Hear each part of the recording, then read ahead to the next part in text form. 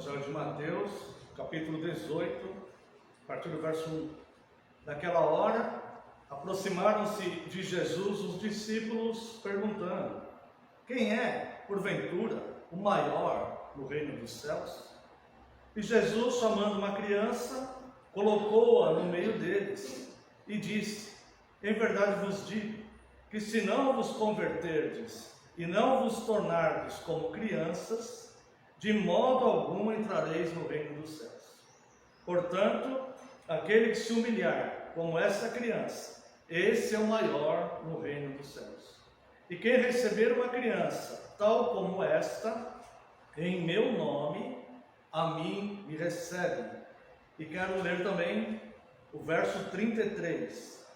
Não devias tu, igualmente, compadecer-te do teu conservo, como também eu me compadeci de ti? Até aqui, vamos a uma breve oração.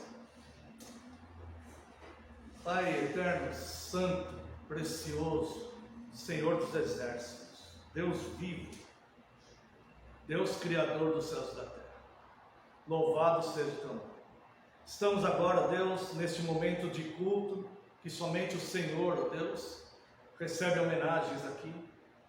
Neste momento de culto, Deus, estamos diante da Tua Santíssima Palavra, e é necessário, Deus, para que possamos entender a Tua Palavra revelada, Deus, para que possamos entender a profecia da Tua Palavra, é necessário, Deus, que Teu Santo Espírito nos ilumine, Deus, ilumine nossos corações, nossa mente, nossa alma, Deus, para que possamos compreender, ó Deus, a Tua Santa Palavra, e sermos instruídos por ela para a vida. Por isso, Deus, rogamos a Ti que envie Teu Santo Espírito e que, ao ser ministrada essa mensagem, Teu Santo Espírito, pelo Teu favor e graça, venha nos ensinar, nos iluminar e abrir os nossos olhos espirituais para que percebamos, Deus, a Tua instrução. Eu lhe peço, Deus, perdão pelas minhas falhas e pecados, mais uma vez eu lhe peço.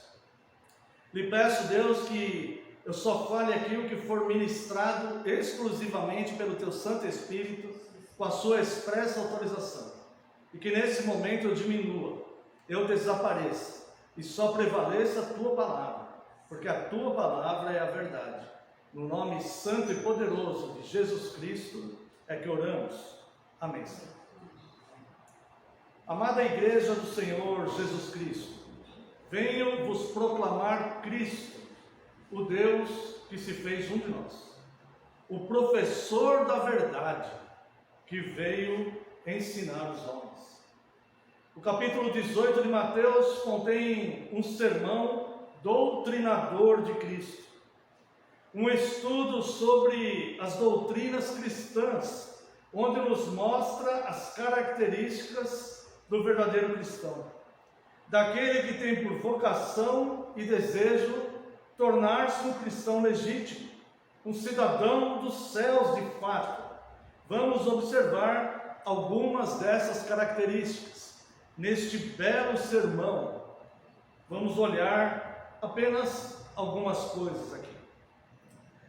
O primeiro item que vamos observar aqui é que o Senhor Jesus diz que não poderá, de modo algum, entrar no reino dos céus quem não se tornar como uma criança. Você já se tornou como uma criança? Eu já me tornei como uma criança? Veja novamente o texto. Naquela hora aproximaram-se de Jesus os discípulos, perguntando: quem é porventura o maior no reino dos céus? Olha o pensamento dos discípulos. Eles não estavam parecendo crianças aqui, irmãos. Eles estavam, ao meu ver, presunçosos. E o Senhor Jesus, então, vem falar para eles assim: mas para que essa busca de poder? Para que essa busca de status, de estar em evidência, de querer ser maior? Para que isso? Isto não tem relevância no reino dos céus. Veja, Me chamem uma criança. Naquela hora aproximaram-se de Jesus os discípulos, perguntando: quem é porventura o maior no reino dos céus? E Jesus, chamando uma criança, colocou-a no meio deles. Jesus pegou a ilustração ali visível, palpável, colocou no meio deles. Olha para ela. Olha para ela. E disse: em verdade vos digo, isso aqui no original é amém. Em verdade vos digo, que se não vos converterdes, conversão é mudar de caminho. A conversão, ela acontece racionalmente, não por emoção. Quem se converteu na emoção não se converteu espiritualmente. Conversão não acontece emocionalmente. Emocionalmente a pessoa chora, dança, pula, canta, se alegra, se entristece. A emoção leva o homem a fazer qualquer coisa. Você vai no campo de futebol, tem muita emoção ali. A conversão, ela acontece racionalmente, conforme Romanos 12. A mudança da mente, o culto racional, o entendimento do que está acontecendo. Ele começa a entender o reino de Deus, ele começa a entender Cristo. E então, a partir desse entendimento, parece que foi tirado um véu da frente dele. E ele começa então a entender o ministério de Cristo, a grandeza do projeto glorioso de Cristo, a sua miserabilidade, como ele é miserável espiritualmente, e como Cristo foi gracioso vindo morrer por ele. E então ele entende aquilo, e racionalmente ele fala: quero abraçar essa fé, quero aprender mais de Cristo, quero seguir esses caminhos. Sou grato. A resposta de Deus para o homem, para a salvação, a única resposta do homem para Deus, a única resposta possível é a gratidão. É a gratidão. Obrigado, Senhor, porque o Senhor me libertou, porque eu estava morto em delitos e pecados, porque meu espírito estava miseravelmente condenado, e o Senhor enviou o seu filho, e seu filho aceitou essa missão, a morrer por mim. Não, eu quero ser cristão para ser o maior no reino dos céus. Quando estivermos nas bodas do Cordeiro, eu quero sentar à direita de Cristo. Aquele lugarzinho lá, de certeza vai ser para mim. Será injusto se não for meu, se tiver outro lá. Isso não é, isso vai ser cristão, não é Deus. Não é. Então Jesus, ele pega aquela criança e coloca ali. E Jesus, chamando uma criança, colocou no meio deles e disse: amém. Em verdade vos digo, que se não vos converterdes e não vos tornardes. Veja, não é deixar Deus te tornar, é vos tornardes. Você se tornar como uma criança, ou melhor, você se tornar como crianças, de modo algum. Irmãos, quem está dizendo isso é Cristo. De modo algum entrareis no reino dos céus. Portanto, aquele que se humilhar como essa criança, esse é o maior no reino dos céus. E quem receber uma criança tal como esta em meu nome, a mim me recebe. Então veja que nós precisamos nos tornar como crianças. Quais são as características da criança? Primeiro, dependência do pai. Uma criança tem dependência total do seu pai e da sua mãe. Nós vamos chamar aqui os pais de pai, tá? Então a criança, ela tem dependência total dos seus pais, ela precisa se alimentar. Para que ela esteja limpa, ela precisa dos seus pais. Para que ela esteja alimentada, ela precisa dos seus pais. Se ela precisar de uma correção, ela precisa dos seus pais. Se ela precisar de uma medicação para manter-se viva, ela precisa dos seus pais. Nós precisamos nos tornar como uma criança, como as crianças, dependentes do pai. Outra característica da criança, ela confia no seu pai. Ela tem que confiar no seu pai, no seu universo. Quem cuida dela ali? Vamos pegar uma família tradicional, o pai e a mãe. Quem cuida dela? O pai e a mãe. Essa criança, ela tem que confiar no pai e na mãe. Imagina uma criança que está impotente no berço, e ela sente fome, e ela sente outras necessidades, e ela sente dor. O universo dela é o pai e a mãe ali. Ela precisa confiar no pai e na mãe dela. Não existe cristão que não confia em Deus. Não existe cristão que só confia em Deus quando as coisas estão indo bem. Não existe cristão assim. Não existe cristão sem amor. Cristão sem amor é falso irmão. Não existe cristão que não confia. Então o cristão, as características da criança é depender do pai, é confiar no pai, é ser aprendiz do pai. O primeiro professor da criança é aquele que cria ela. O primeiro professor dela é sua mãe e seu pai. E muitas vezes esse ensino que ela capta dos seus pais, ela leva para a vida inteira. Ela ensina os seus filhos de acordo com o que ela aprendeu do seu pai e da sua mãe. Então ela é aprendiz do seu pai. Uma outra característica é imitador do pai. A criança, ela tem por tendência natural, faz parte da natureza dela, imitar o seu pai e a sua mãe. Então a criança, ela depende do pai, ela confia no pai, ela é aprendiz do pai e ela é imitador do pai. Essas são as características da criança que Jesus colocou na frente daqueles homens que estavam preocupados em quem queria ser o maior. Quem seria o maior no reino? Então, ele coloca lá. E uma outra característica das crianças, que se nós não tivermos, jamais veremos a Deus, é a pureza, é a ausência de malícia. Nós devemos ser puros e sem malícia. Convivemos, muitas vezes em família, ou em sociedade, ou onde as pessoas usam de malícia, mas nós não. Nós não.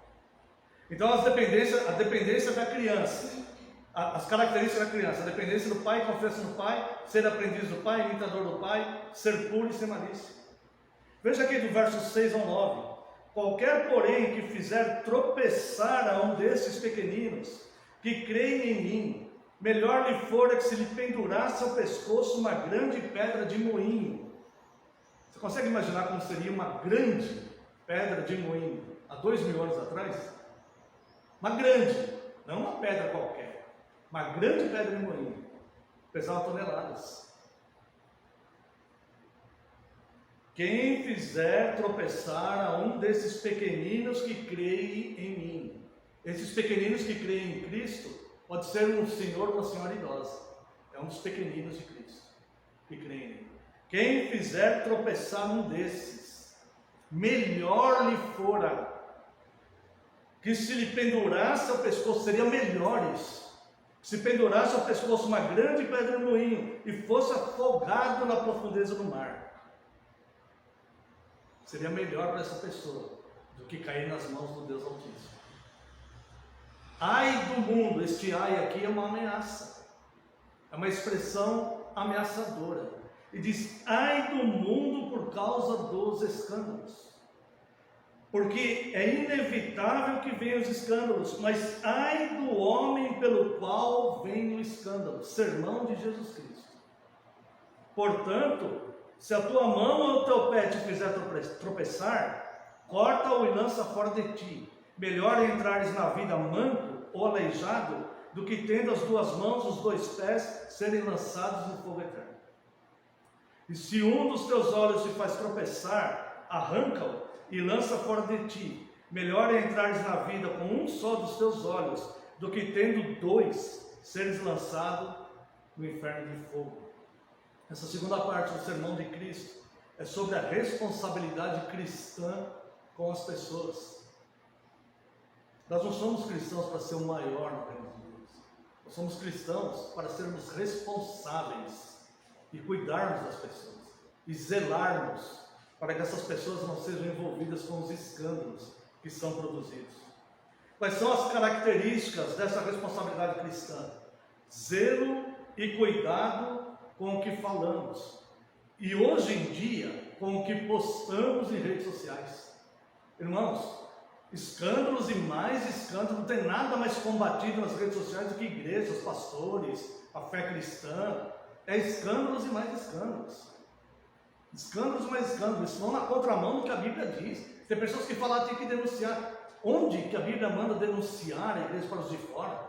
O simples fato de haver litígio entre vós já é vergonha completa, já é derrota completa. Não há ninguém que possa julgar as causas de vocês dentro da comunidade? É necessário colocar em redes sociais e produzir escândalo para os que estão fora olharem para aquilo e falar: não quero ser isso de jeito nenhum, e nos olharem achando que somos todos falsos moralistas, colocar todos no mesmo, nivelar todo mundo por baixo. Ora, que falta de responsabilidade, que falta de postura, que falta de inteligência. Para que deixar o diabo te usar dessa forma? Para se converter mesmo, como diz Cristo. Pega uma criança, olha para ela e fala, se torne como essa criança. E tenha responsabilidade com as pessoas. Olha só, responsabilidade cristã com as pessoas. Zelo e cuidado com o que fala e que hoje em dia aposta. Consciência, entendimento que a inconsequência dessa responsabilidade o tornará réu de severo juízo. Aí vai falar assim, não, mas eu te servi a vida inteira, eu fiz milagres. Em teu nome eu fiz milagre, em teu nome expulsei demônio, em teu nome, afasta de mim porque eu não te conheço. Você estava para produzir escândalo durante a tua vida. Você usou a tua vida para produzir escândalos do reino de Deus, para afastar os pequeninos, para ser pedra de tropeço desses pequeninos. Seria melhor você amarrar uma pedra, uma grande pedra, não amarre qualquer pedra não. Seria melhor você amarrar uma grande pedra de moinho de 2000 anos atrás ao teu pescoço e se lançasse ao mar. Melhor isso do que cair nas mãos do Deus vivo. Será que já não basta os nossos próprios pecados que nós temos que lutar contra eles? Nós temos que ficar em redes sociais expondo problemas de igreja e escândalos? Temos que fazer isso? Servimos a Cristo assim? Glorificamos a Cristo assim? Se vemos algo errado, temos que fazer o que a Bíblia diz. Vai na pessoa e exorte ela em amor. E se ela não te aceitar, leva um testemunho, exorte ela em amor. Se não seguir a Bíblia, Deus abençoe. Se não seguir a Bíblia, não é cristão. Porque a Bíblia é a revelação de Deus para o homem. Características da responsabilidade cristã com as pessoas: zelo e cuidado com o que fala e hoje em dia com o que posta. Consciência, saber que a inconsequência o tornará réu de severo juízo, não pouco juízo, severo juízo. Aí ele vem falar: portanto, se a tua mão ou teu pé te faz tropeçar. A mão significa as nossas ações, o que fazemos e o que construímos. Se as nossas atitudes nos fazem tropeçar, corta fora. Se você não consegue ficar numa rede social sem falar mal de ninguém, desfaz a tua conta na internet. Desfaz a tua conta da rede social. Corta fora. É melhor você ficar sem a tua conta na rede social do que você com a conta na rede social ir para o inferno. É isso que ele está falando. Se você não consegue conversar com a tua vizinha do lado, sem falar mal de alguém, fecha a tua janela. Não saia mais no portão. Só sai quando for necessário. Vai na padaria e volta, sei lá, vai trabalhar e volta. Para de conversar. É isso que ele está falando. Se o teu pé te faz tropeçar, arranca ele fora. O pé é onde caminhamos, o que fazemos, como vivemos a nossa vida, para onde estamos indo. O Senhor Jesus, quando ele lava os pés dos seus discípulos, Pedro fala: olha, é eu que deveria lavar o Senhor. E Jesus fala: se você não deixar eu lavar o teu pé, você não tem parte comigo. Porque o corpo já banhado, purificado, não precisa ser lavado de novo, mas os pés precisam. O que Jesus quis dizer? Você já se converteu, você está santificado, você não precisa de uma segunda conversão, você já está convertido. Essa conversão, ela é diária, não é um fato isolado que aconteceu, ela é diária. Mas os teus pés precisam ser lavados, porque você anda por lugares impuros. Neste mundo, nós andamos em lugares impuros, e nós não podemos trazer para as nossas vidas influências impuras, dos lugares impuros, que nós temos que andar e passar. Então é necessário lavar os pés. Então a mão significa ação e o pé significa o caminho. E depois ele vem falar aqui, ó, verso 9: se um dos teus olhos te faz tropeçar, arranca-o. É leve essa palavra de Cristo aqui? Ou é palavra dura? Palavra dura, irmãos. Isso aqui não é passando mão na cabeça de ninguém, é palavra dura. Certo? Graças a Deus por essa palavra dura de Cristo, porque isso é vida. E ele fala aqui, ó: se um dos teus olhos te faz tropeçar, arranca-o e lança fora de ti. Melhor é entrares na vida com um só dos teus olhos, do que tendo dois, seres lançados no inferno de fogo. Os olhos representam o desejo, aquilo que nós vemos, que nos atrai, que nós ficamos obcecados por aquilo, e que nós queremos aquilo de tudo quanto é jeito, passando por cima até dos mandamentos de Cristo, passando por cima até do amor de Deus. Se estamos nessa obsessão toda, joga o olho fora, arranca o olho fora. É melhor você entrar no inferno sem um dos teus olhos, do que tendo os dois a tua vida inteira, seres lançados no lago de fogo. Terceira coisa que ele fala aqui é acolhimento e proteção. Terceira parte do sermão de Cristo aqui, de Mateus 18. Acolhimento e proteção. Veja a partir do verso 10. Vede. Quando ele fala vede, ele está querendo dizer, olha, coloca um foco aqui. Presta atenção nisso. Estou chamando a sua atenção para isso. É isso que Cristo está falando. Quando ele fala, vede, não desprezeis a qualquer desses pequeninos. Qualquer um deles. Porque eu vos afirmo, preste bem atenção nisso daqui, que os anjos dos céus veem incessantemente a face do meu Pai Celeste. Você não vê. Os anjos do céu veem. Como será que a face do Pai Celeste, quando ele se ira com alguém que despreza um dos seus pequeninos? Se Jesus, agora há pouco, acabou de falar, se você se tornar tropeço para qualquer um dos pequeninos que confiem em mim, é melhor amarrar uma pedra grande de moinho no seu pescoço. Agora aqui ele fala, vede, olha, presta atenção, não desprezeis a qualquer desses pequeninos, porque eu vos afirmo que se os anjos dos céus veem incessantemente, porque os anjos do céu veem incessantemente a face do meu Pai Celeste.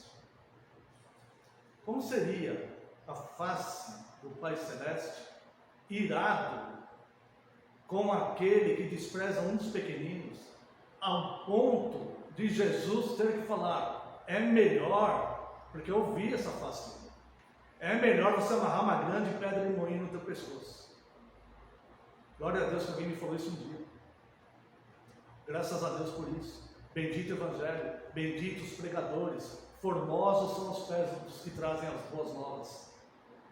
Obrigado, porque se Cristo veio revelar isto ao mundo, é para nós termos consciência disso.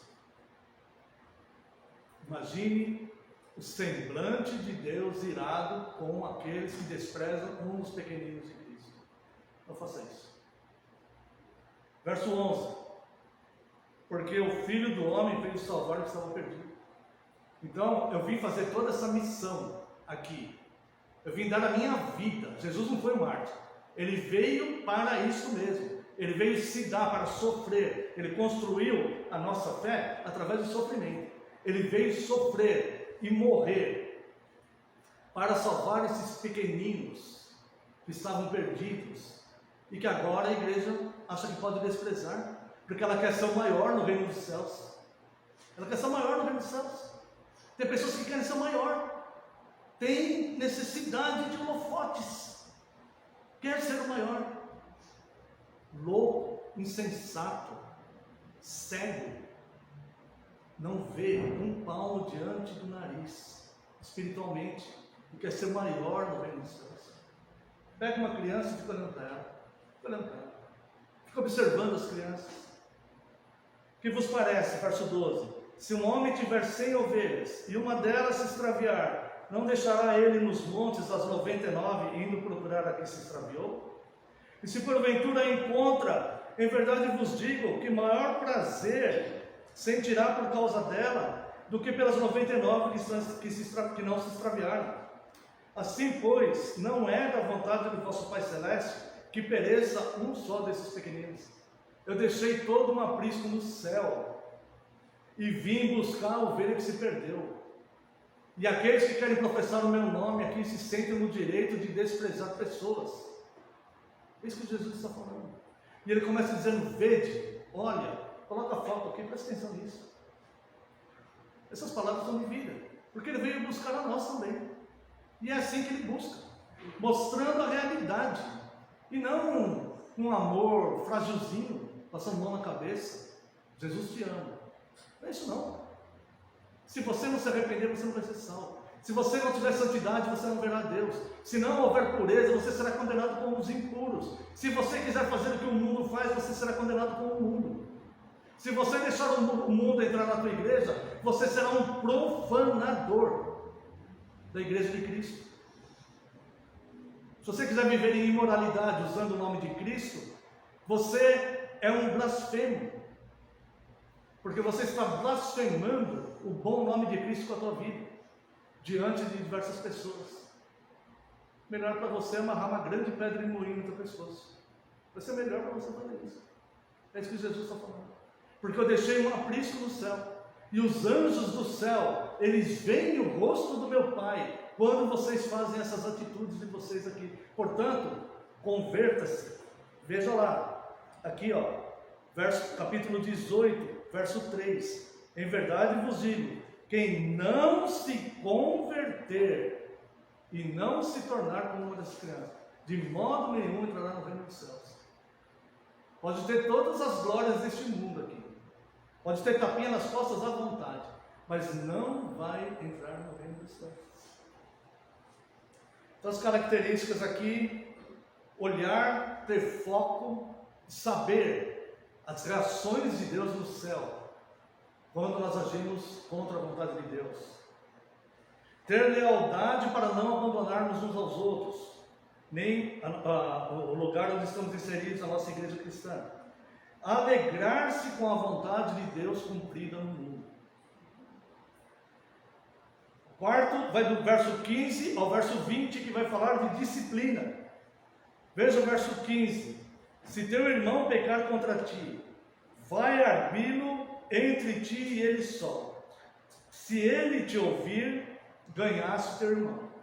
Se porém não te ouvir, toma ainda contigo uma ou duas pessoas, para que pelo depoimento de 2 ou 3 testemunhas, toda a palavra se estabeleça. E se ele não nos atender, dize-o à igreja. E se recusar ouvir também a igreja, considera-o como gentil e publicano. Sabe o que significa isso? Excomunhão. Não considera ele mais como irmão. Porque uma pessoa nessas condições dentro da comunidade cristã, ela está envergonhando o nome de Cristo, trazendo escândalos, está contaminando os demais. Esse não é irmão, esse é um falso irmão. Ele foi exortado em amor pela pessoa, ele foi exortado em amor pela pessoa e por uma testemunha, ele foi exortado em amor pela igreja toda e se recusou a ouvir a igreja. Considera-o como gentil e publicano. Em verdade vos digo, olha aqui o poder que Cristo dá à igreja: tudo que ligardes na terra terá sido ligado nos céus, e tudo que desligardes na terra terá sido desligado nos céus. Em verdade também vos digo, que se 2 entre vós sobre a terra concordarem a respeito de qualquer coisa que porventura pedirem, ser-lhes-á concedida por meu Pai que está nos céus. Porque onde estiverem 2 ou 3 reunidos em meu nome, ali estou no meio deles. Se 2 de vocês aí, de forma justa, pedirem para considerar aquele obstinado que não se submete a Cristo e quer estar no meio da comunidade, se 2 ou 3 de vocês pedirem, será feito nos céus. Então, irmãos, a igreja é santa. A igreja que Jesus vem buscar é a noiva que estará ornamentada. Não é uma reunião de pessoas cheias de imoralidades, cheia de malícia, cheia de pessoas querendo ser maior uns que os outros, com desvios financeiros. Essa não sobe, essa não vai subir. E não é verdade que toda igreja é assim. Isso não é verdade, porque a igreja verdadeira, as portas do inferno não prevalecerão contra ela, e ela estará esperando o noivo que virá buscá-la, a noiva casta, fiel e verdadeira, em que não admite esse tipo de pecado no seu meio. Características dessa disciplina: seguir critério estabelecido por Cristo, não considerar irmão os obstinados pelo pecado, excomungar, tirar da comunidade os impuros. De onde vem o amor para tolerar o mal e aceitá-lo na igreja? De onde vem esse amor? Para amar tanto assim, tolerar a imoralidade dentro da igreja. De onde vem o mal? Para tolerar a imoralidade, para tolerar os falsos irmãos que semeiam discórdia. De onde vem esse amor? De Deus não é, da Bíblia não é. Isso é um amor por qualquer coisa, menos o vínculo da perfeição que a Bíblia fala que é o amor puro, o amor puro de Deus. Isso não é. Isso é amor a qualquer coisa, mas não é o amor de Deus. O amor de Deus é que essa igreja se mantenha fiel e santa. Esse é o amor de Deus, e este é o zelo. Então, cada um de nós que errarmos pode ser exortado em amor e reconhecer, de fato, peço perdão, vou abandonar o pecado e aí seguirei minha caminhada em paz. Mas quem quiser usar da igreja para ter uma vida de pecados, é melhor amarrar uma pedra de pescoço uma pedra de moinho no pescoço, porque está trazendo escândalos para os pequeninos de Cristo. Depois, a quinta e última parte desse sermão de Cristo, ele vem falar do perdão. Note como esse sermão de Cristo ele tira o centro da vontade do homem e coloca para a vontade de Deus. O homem, ele quer ser o maior no reino dos céus, ele quer ser elogiado, ele quer ter a vida dele do jeito que for dentro da comunidade, se está em moralidade, do jeito que ele tiver, ele quer ser intocável. O homem quer ser isso. O homem quer ser elogiado, quer ser a menina dos olhos de Deus, quer ser o rei e a rainha. O homem quer isso. Agora note como no sermão de Cristo, ele faz assim, ó. Já começa, né? Já tem os dois lá. Quem vai ser o maior no reino dos céus? Ele já abaixa ali, ó.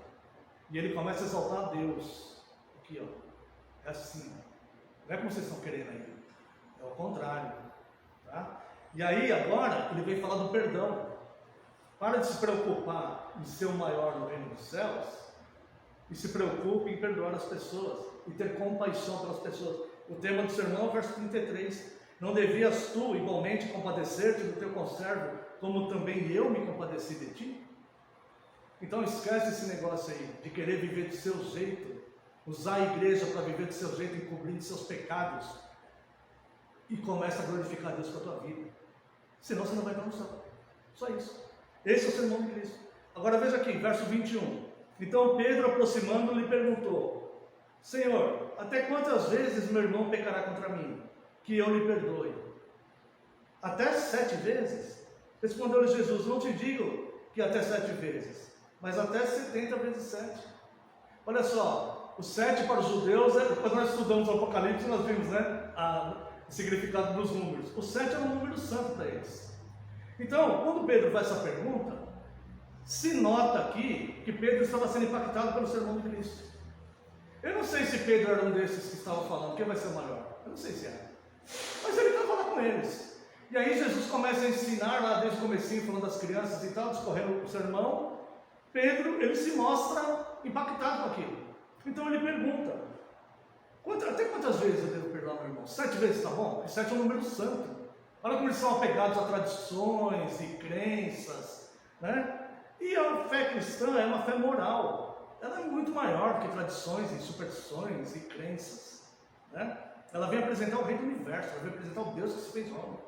E aqui, ó, então Pedro, aproximando, perguntou: quantas vezes? Jesus fala: até 7. Jesus responde: não te digo até 7, mas 70 vezes 7, ou seja, multiplica esse teu 7 aí várias vezes. Não é para estar negociando 490, não precisa perdoar mais, né? Já perdoei 490, agora não vou perdoar mais ninguém, não. É para perdoar sempre, tá? Multiplica esse teu 7, esse teu número sagrado aí, multiplica ele, vai multiplicando ele, vai multiplicando. Quando chegar nos 490, começa a multiplicar de novo. Perdoe sempre que necessário, porque você também precisa de perdão. E aí então ele conta a parábola, que eu só vou ler, que não vai dar tempo. Por isso o reino dos céus é semelhante a um rei que resolveu ajustar contas com os seus servos. Veja em que contexto Jesus conta essa parábola. E passando a fazê-lo, trouxeram-lhe um que lhe devia 10.000 talentos. Não tendo ele, porém, com que pagar, ordenou o Senhor que fosse vendido, ele, a mulher, os filhos e tudo quanto possuía, e que a dívida fosse paga. Isso fazia parte da lei, né? Quando a pessoa tinha dívidas, o credor podia levar a mulher e os filhos dele. Então o servo, prostrando-se, reverente, rogou: sê paciente comigo e tudo te pagarei. E o senhor daquele servo compadeceu-se, mandou-o embora e perdoou-lhe a dívida. Se compadeceu dele. Ele falou: não tem como pagar o senhor, tem misericórdia de mim. Tá bom, eu vou ter misericórdia, eu me compadeço de você, não precisa pagar não, está perdoado a tua dívida. Foi isso que Cristo fez conosco, né? Saindo, porém, aquele servo, verso 28, saindo, porém, aquele servo, encontrou um dos seus conservos, que lhe devia 100 denários, que era uma dívida muito menor. E agarrando-o, sufocava, dizendo: paga-me o que me deves. Então o seu conservo, caindo-lhe aos pés, lhe implorava: sê paciente comigo e te pagarei. Fez a mesma coisa que ele fez com o outro. Ele, entretanto, não quis. Antes, indo-se, o lançou na prisão até que saudasse a dívida. Vendo seus companheiros o que se havia passado, entristeceram-se. Quando o cristão age dessa forma, os outros se entristecem. Não poucos, muitos se entristecem quando vê um cristão agindo assim. Se entristeceram muito e foram relatar ao seu senhor tudo o que acontecera. Então o seu senhor, chamando-lhe, disse: servo malvado, você está que nem um Adão que escolheu o mal. Servo malvado, perdoei-te aquela dívida toda, porque me suplicaste.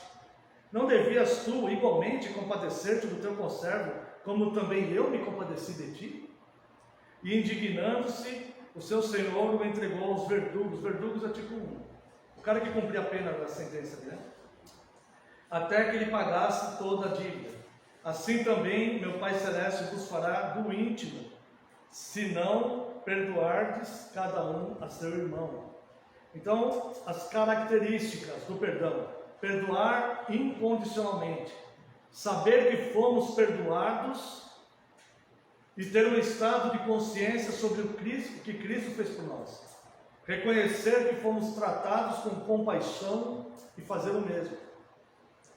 Cristo nos traz nesse sermão de Mateus 18 ensinamentos fundamentais. Sem essas práticas, ninguém irá morar no céu, pois elas são mandamentos de Cristo, a saber, pureza da criança, zelo e cuidado para não produzir nem divulgar escândalos, lealdade em não abandonar a comunhão dos santos, disciplina na comunidade cristã. Uma igreja imoral que tolera o mal em seu meio não subirá, e perdão e compaixão. Amém. Quero convidar a Santa Amada